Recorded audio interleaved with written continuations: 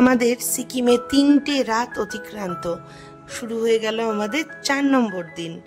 গ্যাংটক থেকে বেরিয়ে আজকে একটু সিকিমের অন্য প্রান্তে যাওয়ার ইচ্ছা, সেটা হচ্ছে রাবাংলা আর নামচি চারধাম যেটা বলে। আমাদের বারাসাতে কালী পুজোর প্যান্ডেলে দেখেছিলাম সিকিমের চারধাম, কি যে অপূর্ব লেগেছিল। তখনই ভেবেছিলাম যদি কোনোদিনও ঈশ্বর টানেন অবশ্যই সিকিমে গিয়ে এই চারধাম দর্শন করে আসব।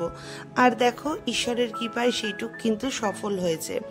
যাই হোক, হোটেল থেকে বেরিয়ে এত সুন্দর পরিবেশ দেখতে দেখতে আমরা রওনা দিয়েছিলাম রাবাংলার উদ্দেশ্যে।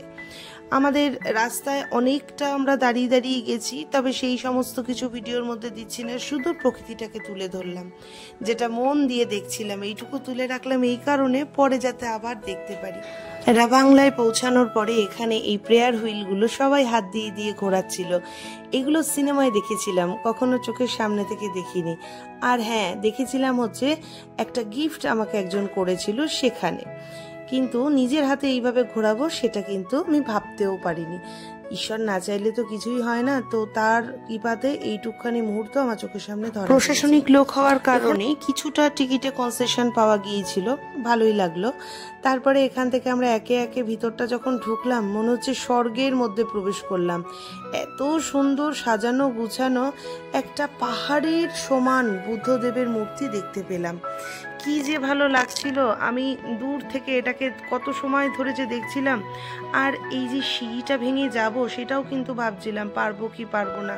অবশেষে ঈশ্বরের কৃপায় সেইটুকুও কিন্তু করতে পেরেছি। কষ্ট হচ্ছিল ঠিকই, তবে ওই যে ঘুরবো, দেখবো আনন্দে আর তার কাছে পৌঁছাবো, সেইটুকু তো সেই টেনে নেয়। তাই জন্য আর মনে কোনো কষ্ট হয়নি, শরীরেও কোনো কষ্ট হয়নি। সবাই মিলে প্রচুর আনন্দ করেছি এই রাবাংলাতে এসে, বুদ্ধ পার্কে প্রচুর ছবি তুলেছি, প্রচুর ভিডিও করেছি। তারপরে ওখান থেকে উদ্দেশ্য করলাম যে এখন আমরা নামচিতে যাব। রাস্তা কিভাবে নির্মাণ হচ্ছে সেটুকু তো যেতে যেতে দেখতেই পেয়েছি। দেখো চারিদিকে পাথরগুলো কিভাবে কেটেছে সমানভাবে, যাতে সুন্দর একটা পথ তৈরি হয় আর আমরা যাতে সুন্দরভাবে ঘুরতে পারি, আমাদের চলাফেরায় কোনো কষ্ট না হয়। প্রকৃতির ছবিগুলো এই কারণে রেখে দিলাম, যখন মন করবে যাতে আবার ঘুরিয়ে ঘুরিয়ে ভিডিওটা দেখতে পারি। এখানে এসে পৌঁছালাম নামচি চারধাম, আর আমার মেয়ে এসে খুঁজতে বেরিয়ে গেছে যে ভেজ রেস্টুরেন্ট দেখে কোথায় কি খাবার পাওয়া যায়। বলল যে না, এখানে তো পেঁয়াজ রসুনই দেওয়া, তো পাওয়া যাচ্ছে না।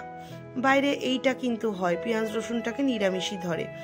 দেখো রায়বাবু যখনই শিব মূর্তিটা দেখতে পেল, বেশ হাত জোর করে প্রণামটা করলো, খুব ভালো লাগছিল।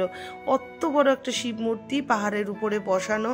যখন আমরা পথে যাচ্ছিলাম এই মূর্তিটা কিন্তু দূর থেকে দেখতে পাচ্ছিলাম। আর এইখানে দেখতে পাচ্ছি ট্রাইবালদের সুন্দর করে একটা স্থাপত্য করা রয়েছে। আর পৌঁছালাম আমরা চারধামের মেইন মন্দিরে, যে শিব মূর্তিটাকে এতক্ষণ আমরা পাহাড়ের দূর প্রান্ত থেকে দেখছিলাম, এখন দেখছি চোখের সামনে। মূল মন্দিরের ভিডিও করা মানা ছিল, তাই জন্য আর করা গেল না। 4টে মন্দির এখানে দেখতে পাচ্ছি, যার জন্য চারধাম, পুরী জগন্নাথ মন্দির সহ রামেশ্বরম মন্দির আরও ছিল। চারিদিকটা এত পবিত্র ছিল, প্রত্যেকেই পুজো দিচ্ছিল গিয়ে মন দিয়ে ভক্তি ভরে। ওই মন্দিরে চারিদিকটা ঘুরতে ঘুরতে আমাদের কিন্তু অনেকটা সময় কেটে গিয়েছিল, খুব ভালো লাগছিল। ঘুরতে ঘুরতেই এক কোনায় দেখলাম ওই সিকিমিজ ড্রেস পাওয়া যাচ্ছে। সিকিমিজ ড্রেস পরে আমরা কিছুটা পাগলের মতন ছবিও তুলে নিলাম। না না, পাগলের মতন না, এইটুকু ছেলে মানুষই তো মনের মধ্যে রাখতেই হবে।